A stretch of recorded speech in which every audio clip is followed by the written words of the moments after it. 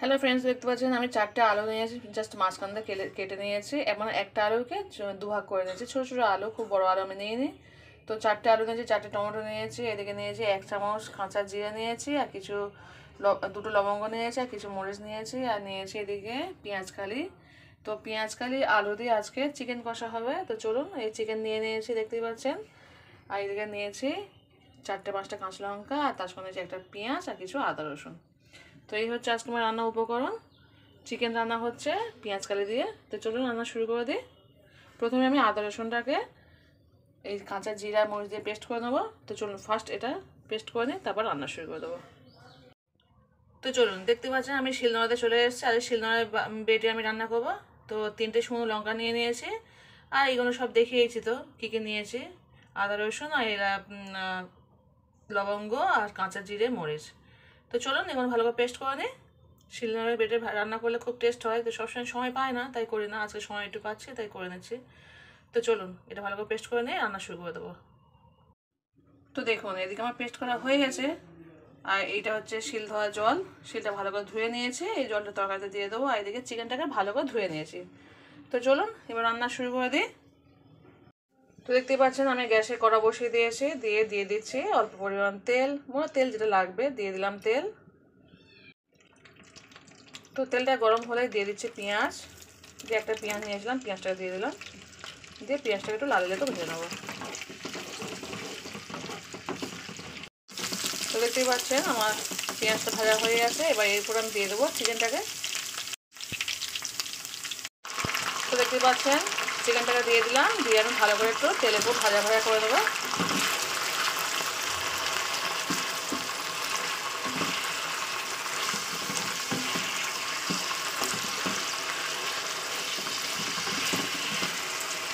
তিন থেকে 4 মিনিট আমি তেলের উপরে মাংসটাকে ফ্রাই করে নেবো পুরো।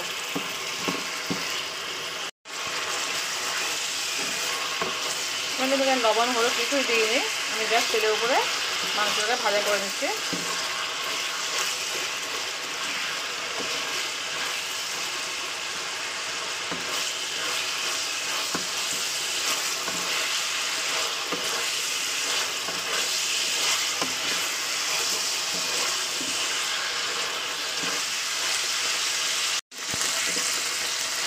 দেখতেই পাচ্ছেন আমি 4 থেকে 5 মিনিট ধরে আমি মাংসটাকে ভাজা ভাজা করে নিয়েছি।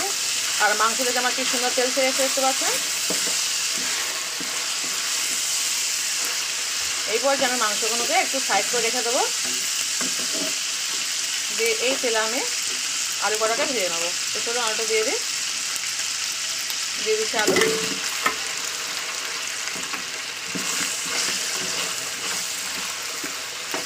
মাংসটা একটু ফ্রাই করে রাখতে হবে। একটু আলুটাকে ফ্রাই করে নেবো।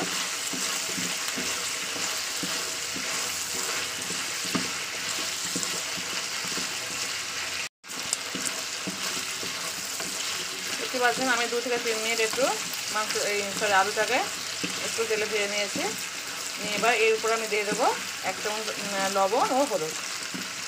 তো চলুন দিয়ে দিই। তো দেখতে পাচ্ছেন দিয়ে দিচ্ছি বড় চামচে 1 চামচ লবণ আর 2 চামচ হলুদ। তো চলুন দিয়ে দিই।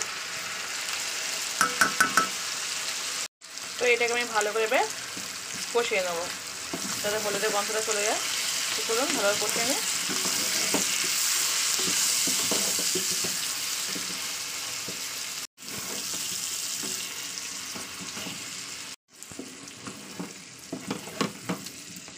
দেখতে পাচ্ছেন আমার খুব সুন্দর কষানো হয়ে গেছে। তো এবার আমি দিয়ে দেবো এরপরে আদা রসুন যে পেস্ট করেছি সেই পেস্টটা দিয়ে দেবো। তো চলুন দিয়ে দিচ্ছি আদা রসুন পেস্ট, দেখতেই পাচ্ছেন। এবার এটাকে ভালো কষিয়ে নেবো। তো চলুন এবার মশলাটাকে ভালো করে তেলের সঙ্গে কষিয়ে নিচ্ছি, যাতে প্রত্যেকটা আলুর সঙ্গে বা মাংসের সঙ্গে মশলাটা ধুয়ে যায়।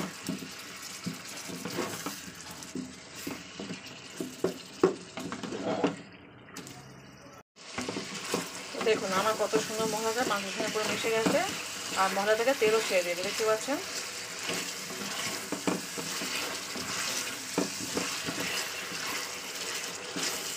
দারুণ একটা ফ্লেভার বের হচ্ছে, অসাধারণ। এইভাবে একবার বাড়িতে রান্না করবেন, খুব সুন্দর খেতে লাগে। দেখতে পাচ্ছেন মশলা থেকে আমার তেল ছেড়ে এসছে।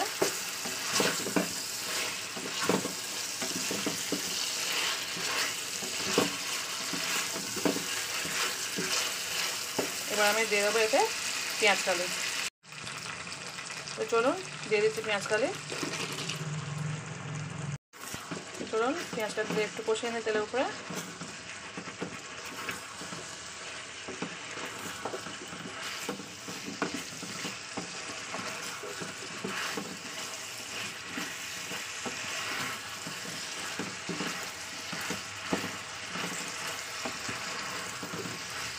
তো এই পর্যায়ে দিয়ে দেবো টমেটো টুকরো করা,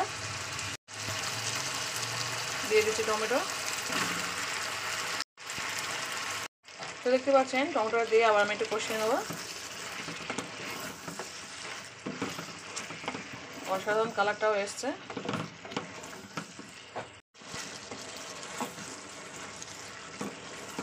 তো 3 থেকে 4 মিনিট আমি কষিয়ে নেবো তেলের সঙ্গে এটা।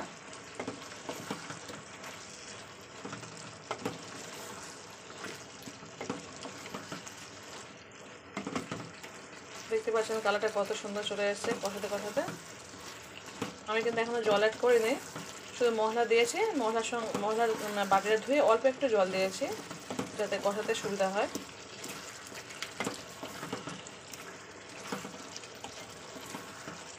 আর এই রান্নাটা না খুব ঝোল ঝোল হবে না, একদম মাখা মাখা রান্না হবে।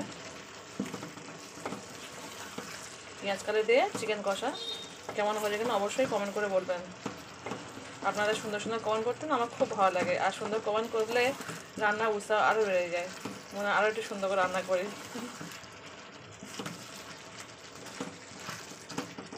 দেখতে পাচ্ছেন আমার কষানো হয়ে গেছে। তো চলুন এই পর্যায়ে আমি দিয়ে দেবো অল্প করে জল। তো দেখতে পাচ্ছেন মশলা থেকে কিন্তু আমার তেল ছেড়ে এসছে কষাতে কষাতে।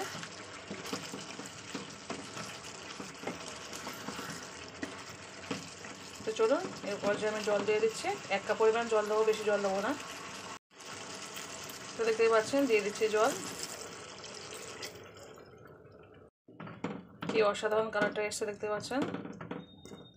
তো জলের মধ্যে পুরো জিনিসটা ভালো করে ডুবিয়ে দিচ্ছি, দিয়ে আমি চাপা দিয়ে দেবো 10 মিনিটের জন্য। একটু ফুটে গেলে আমি ধনেপাতা দিয়ে দেবো উপরে। তো একটু ফুটে যাক তারপর ধনেপাতা দেবো, এখন নয়। এবার দিয়ে দেবো উপরে কাঁচা লঙ্কা। তো দিয়ে দিলাম কাঁচা লঙ্কা, গোটা কাঁচা লঙ্কা আমি দিয়েছি, যেহেতু আমার বাচ্চা আছে। কাঁচা লঙ্কা কেটে দিলে ঝাল হয়ে যায়, তো আপনারা পারলে একটু কেটে দিতে পারেন মাঝখান থেকে। আর ঝালের গুঁড়োটাও ইউজ করতে পারেন, কিন্তু প্রত্যেকে তো জানেন আমি ঝালের গুঁড়োটা ইউজ করি না খুব একটা, তো আপনারা পারলে ইউজ করতে পারেন। তো চলুন এবার আমি চাপা দিয়ে দিই, ফিরে আসছি 5 মিনিট পরে। একটু ফুটে গেলে আমি ধনেপাতা দিতে আসবো, তখন আবার আপনার সঙ্গে দেখা হচ্ছে। হ্যালো ফ্রেন্ডস, দেখতে পাচ্ছেন ফিরে আসছি পুরো 10 মিনিট পরে। তো আমি 5 মিনিট পরে এসেছিলাম, এসে আমি অল্প করে ধনেপাতা একটু ছড়িয়ে দিয়ে গেছি আমি অফ ক্যামেরায়। তো অল্প ধনেপাতা ছিল সেই কারণে আর আপনাদেরকে দেখানে খুব অল্প ধনেপাতা দিয়ে দিয়েছি, দেখাও যাচ্ছে না ভালো করে। দেখতে পাচ্ছি একটু একটু দেখা যাচ্ছে। তো যাই হোক, এবার এটা ভালো করে একটু কষিয়ে নেবো, নিয়ে একটু কষা মতো একটু নিয়ে নেবো, নিয়ে আমি একটু গরম মশলা ছড়িয়ে দেবো। রান্না প্রায় কমপ্লিট হয়ে এসছে। এই লেগ পিসটা আমার ছেলের জন্য রাখতে হয়, আমার ছেলে লেগ পিস ছাড়া খায় না। তো সেখানে আমি যখনই মাংস রান্না করে দেখবেন একটা করে আমার লেগ পিস থাকে।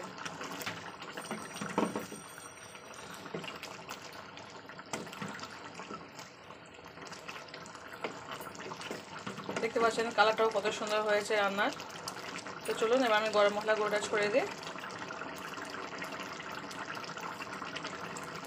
দেখতেই পাচ্ছেন এটা হচ্ছে গরম মশলা গুঁড়ো, ছড়িয়ে দিলাম।